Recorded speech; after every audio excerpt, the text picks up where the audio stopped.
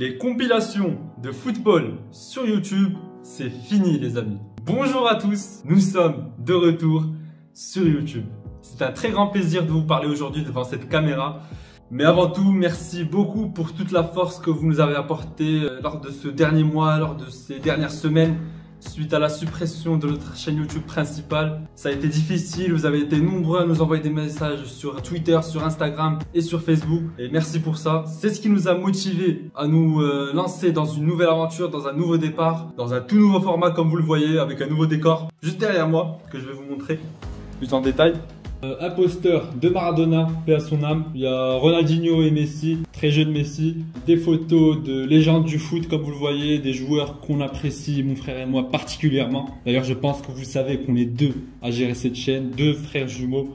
Et donc la petite devinette de cette vidéo, ce sera de deviner lequel je suis sur cette photo. On verra si vous êtes forts. Et donc les amis, je disais, comme on fait notre comeback sur YouTube, comme vous l'avez vu dans le titre, quoi de mieux qu'un thème sur les comebacks de footballeurs. Allez, c'est parti. Générique.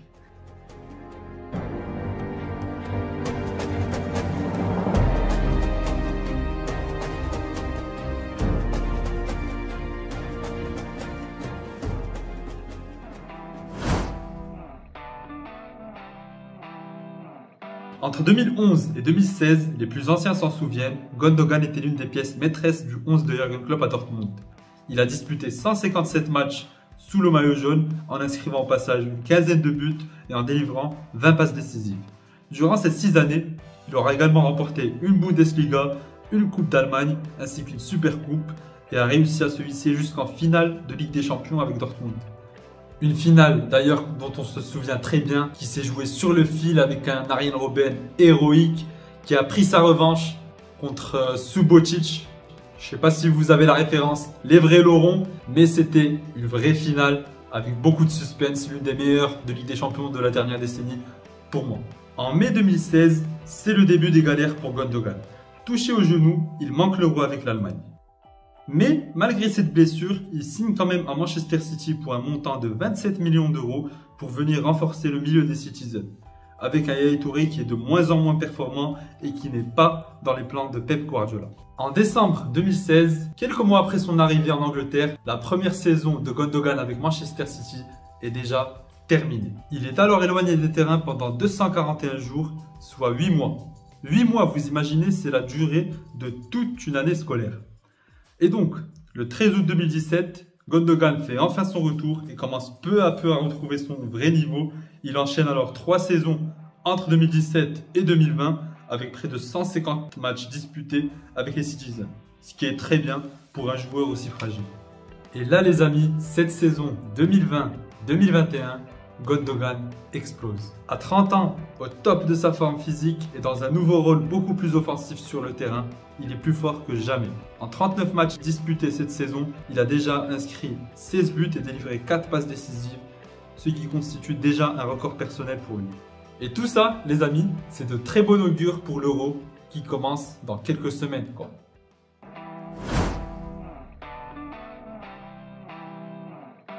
Place maintenant à l'éternel Zlatan Ibrahimovic. Il a réussi à s'imposer dans presque tous les clubs où il a évolué, mis à part le Barça où ça s'est un peu moins bien passé. Mais voilà, c'est une légende du football et il l'a confirmé entre 2017 et aujourd'hui avec un retour au sommet quasi inespéré.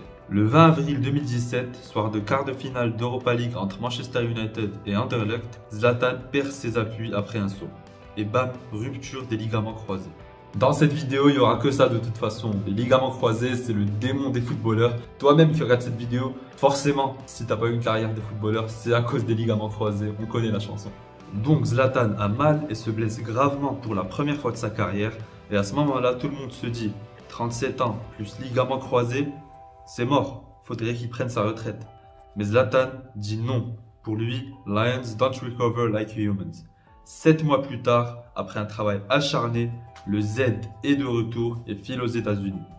Il y plante alors pas moins de 53 buts en 58 matchs et devient l'un des joueurs les plus marquants, les plus emblématiques de l'histoire de la MLS. En début d'année 2020, Zlatan fait son grand retour au Milan AC, club qu'il affectionne tout particulièrement. Et à ce moment-là, les haters du Suédois, dont beaucoup de journalistes français, dont je citerai pas les noms, vont encore surgir avec des Zlatan, un retour en Europe, mais c'est n'importe quoi. Comme si c'était lui qui allait relancer le grand Milan alors qu'il a 38 ans. Eh bien figurez-vous que oui, c'est en partie grâce à Zlatan que Milan se porte mieux aujourd'hui.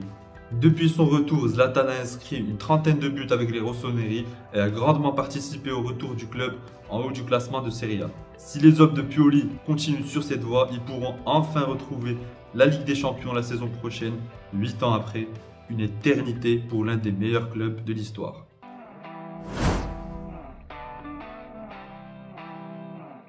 Ronaldo Luis Nazario de Lima. Lui, je pense qu'on connaît tous un peu son histoire. Demandez à vos grands frères, à vos parents, à vos grands-parents, à vos oncles, ils vous diront tous que ce mec était un extraterrestre. Moi non plus, j'ai pas eu la chance de le voir jouer, mais d'après les différents reportages, les différentes compilations, tu sentais que ce mec était en avance sur son époque. Et ce qui est le plus frustrant, c'est qu'il aurait pu faire tellement mieux. Dans la fin des années 90, R9 est au sommet de sa gloire à l'Inter Milan. Ballon d'or 97 et star mondial à seulement 23 ans, il est la référence dans le monde du football. Une machine à but, un joueur bourré de talent et ultra complet. Pour faire simple, il n'y avait vraiment pas plus fort à son poste à l'époque. Le 12 novembre 1999, R9 se blesse une première fois à la rotule. Il est alors éloigné des terrains pendant plus de 4 mois et demi. On se dit alors que c'est pas grave, qu'il reviendra plus fort en 2000 pour tout détruire sur son passage comme il nous a habitués à le faire. Mais quand il fait son retour le 12 avril 2000, là c'est la catastrophe les amis. Je vous laisse avec les images qui à l'époque étaient vraiment l'une des séquences les plus médiatisées, les plus connues du football ou même du sport en général. Je vous laisse avec les images, je pense que vous les avez déjà vues, mais ça fait toujours mal au cœur. C'est tout à fait normal, tout à fait logique. Complètement ouais. Ses appuis. Et il est bien là, Ronaldo. Regardez. Oh, il a mal. Regardez. Oh, c'est terrible. Regardez ce qui se passe. Son genou. Ah là là. Oh là, il crie de douleur. C'est terrible pour Ronaldo. C'est son genou qu'il se tient sur cette accélération. Eh oui, je vous avais prévenu, c'est dur de voir ces images. Même de les revoir, c'est dur. Si t'aimes le foot, ça te fait forcément quelque chose. En septembre 2001, 522 jours après sa blessure, 522 jours, vous imaginez, c'est comme être privé de Messi ou de Ronaldo pendant 1 an et demi, entre mi-2015 et 2017. C'est terrible, c'est un manque énorme dans la planète foot. Bref, 1 an et demi après sa blessure, R9 est enfin de retour. Un retour de blessure difficile vu qu'il ne dispute que 16 matchs, toutes compétitions confondues en club. Mais en juin 2002, arrive le grand rendez-vous qu'il avait en tête et qu'il ne voulait surtout pas manquer. La Coupe du Monde 2002 en Corée. Même si Ronaldo était très attendu, personne n'aurait pu prévoir ce qu'il allait réellement faire.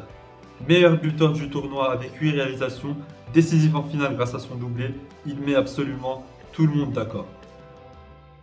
Voilà tous les amis pour cette première vidéo, j'espère que vous avez passé un bon moment, j'espère que le nouveau format vous plaît. Si c'est le cas, n'hésitez pas à partager la vidéo avec vos amis fans de foot pour les informer qu'on est de retour sur YouTube, ça nous ferait vraiment plaisir.